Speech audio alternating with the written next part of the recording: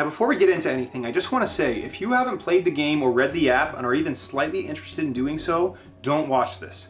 I'm serious. Like, this game had me glued to my DS near the end. You couldn't keep me away. It's one of the coolest, tightest stories I've ever read, and you should experience it fresh. Either way, I'm about to spoil the shit out of this game. You play as normal college student Junpei, and Junpei is not having the best day. You wake up locked in a small cabin room. The last thing you remember is being abducted by a mysterious man in a gas mask. You look around to notice that you're on a ship with a bracelet stuck on your wrist with the number 5. Now things may be looking down here, but on the bright side, free watch. After a moment to collect your thoughts, The windows start pouring in water, ship sinking, man down, man down! but it's all good. To escape the room, you have to solve a series of little puzzles. Using your normal college student powers, you escape the room.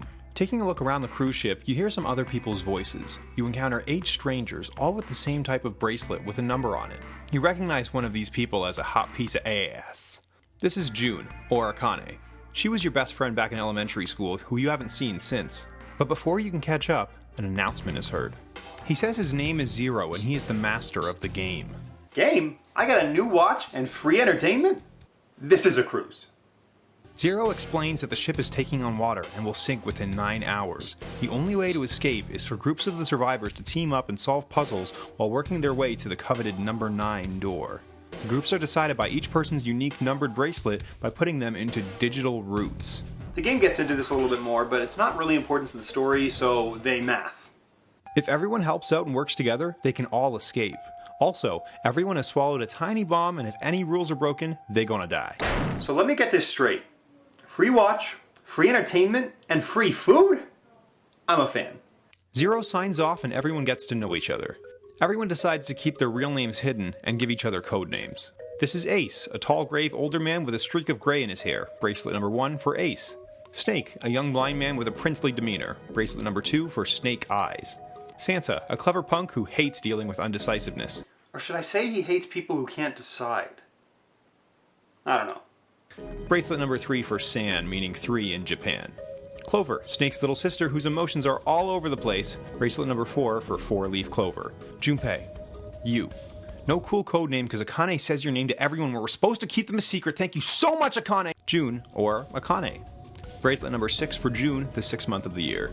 7, a large man with amnesia. Bracelet number 7 for 7. For 7. Lotus, a strong, independent woman who is the best backup honey if Akane doesn't work out. Bracelet number 8 for 8 petals on a lotus flower. The 9th man, a weird, fidgety older man. He doesn't get a cool nickname. Why? Everyone finishes up learning the code names and starts to team up to go out when the 9th man grabs Clover, pulls out a knife and makes some demands. And this is when the game got real for me. When I played this the first time, I was hooked. Everyone panics as the 9th man orders Ace and Clover to help him open door number 5. They unlock the door, and the 9th man throws Clover down and runs in by himself. Now, I do remember Zero saying something about going in as groups. The door locks, a moment passes, and kaboom! The group opens the door to see his bloody corpse, scattered pieces of flesh, and organs strewn across the floor. Hey, you! Everyone realizes this is not a prank. This shit is real. At this point in the game, you're given choices as to which group to go with, dialogue choices and such. I like to go with door number 4. During the puzzle section, you learn about Morphic Resonance communication, a type of communication between people by transmitting thoughts telepathically to each other. Prosopagnosia, an illness that makes it impossible for the patient to distinguish between human faces, and All Ice, an Egyptian princess frozen in ice for centuries. Pretty neat stuff. After your normal college student powers solve a room of tricks, your group meets up with the others in a hospital wing. But what's this? Snake is missing. Remember Snake, the blind guy? Yeah, he's missing. Crazy, right? Everyone takes a quick look around, but oh well, we only got 9 hours here. After working out the math for how the groups will proceed, Lotus discovers that someone will have to be left behind. No dibs. No dibs. What, you guys should have called no dibs. Before the group starts playing a really messed up version of rock, paper, scissors, Ace steps forward and volunteers. Ace offers to stay behind and even goes as far to offer to take this anesthetic he found to knock himself out so no one can even carry him. Jeez. Alright. Thanks. Another series of college student level mindbenders leads our group to the hospital room? Everyone explores the open doors to find... Oh no. There's a blown up body in there. Clover recognizes the goopy mess to be her brother Snake, the blind guy. She accuses all the others of sabotaging Snake by pushing him through the door by himself. The next set of doors are 1, 3, and 6. Depending on which door you choose, you'll get one of 6 possible endings. One kind of interesting thing is you can't get the true ending on your first playthrough. You have to go through the safe ending first, and then you get to the good stuff. This is the safe ending. In this ending, the gang uncovers Clover and Snake have been murdered by an unknown assailant. Clover's corpse lies next to a safe. Snake still got blown up. After cracking the cryptic note left in Clover's sexy dead palm, you open the safe for more information about Zero's motives. There's documents explaining that there was a second nonary game played in the same way about 9 years ago. The game was run as an experiment by a pharmaceutical company led by 4 men, one of whom is Gentaro Hongu, which you piece together to be Ace. Back with the others, you accuse Ace of being involved with the game and murdering Clover and Snake. Ace admits everything and grabs Lotus hostage with a sick gold revolver. He goes on to say that he is Gentaro Hongu, the CEO of Cradle Pharmaceutical who was involved in the first nonary game 9 years ago. Ace was also responsible for the 9th man's death. Ace explains that he egged him on to try and break the rules to see if the game was legit or not. Also, he wanted to keep his identity safe and that shiny number 9 bracelet. The number 1 bracelet just does not go with his eyes. Ace bolts with Lotus and the gang is quick to follow, but Akane has the sniffles. Also, Snake's alive! He was locked in a coffin the whole time! Great! Santa and June stay back when U7 and Snake press on. The number 9 door.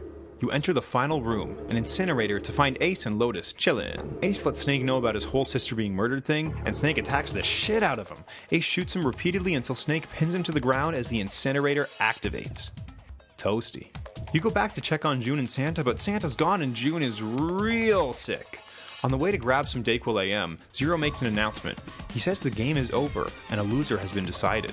Loser? I went through 1 billion doors and puzzles and shit. I ain't no loser.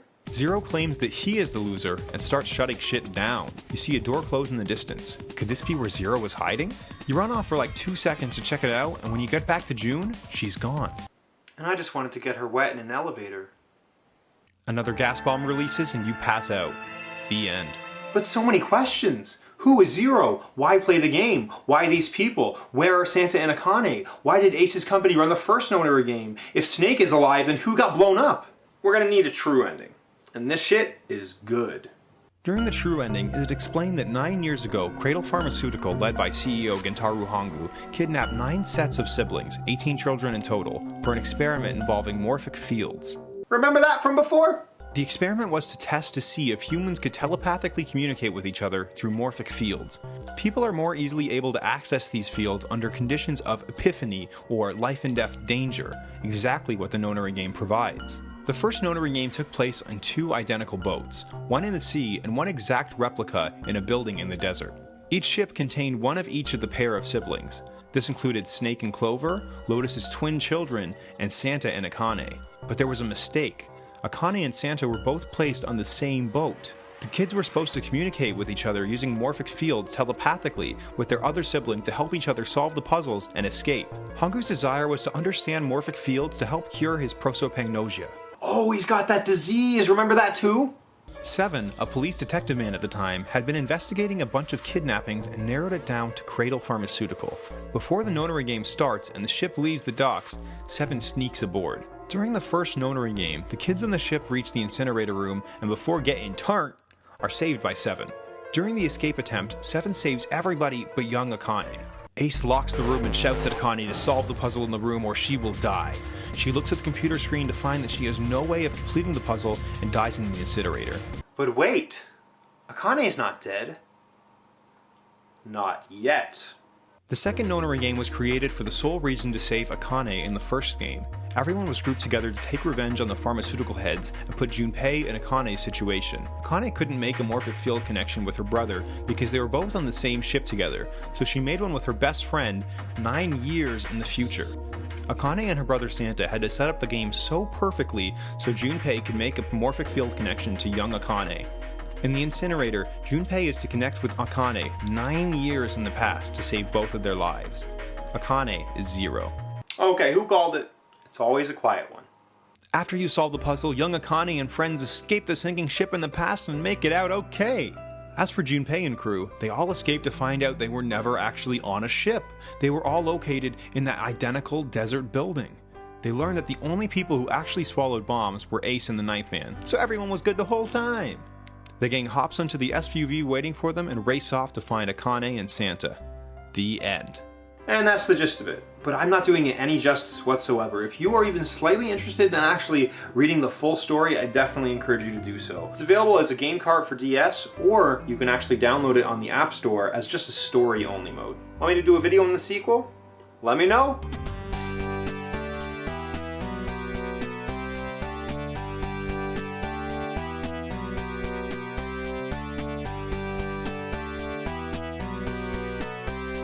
Hey, yo!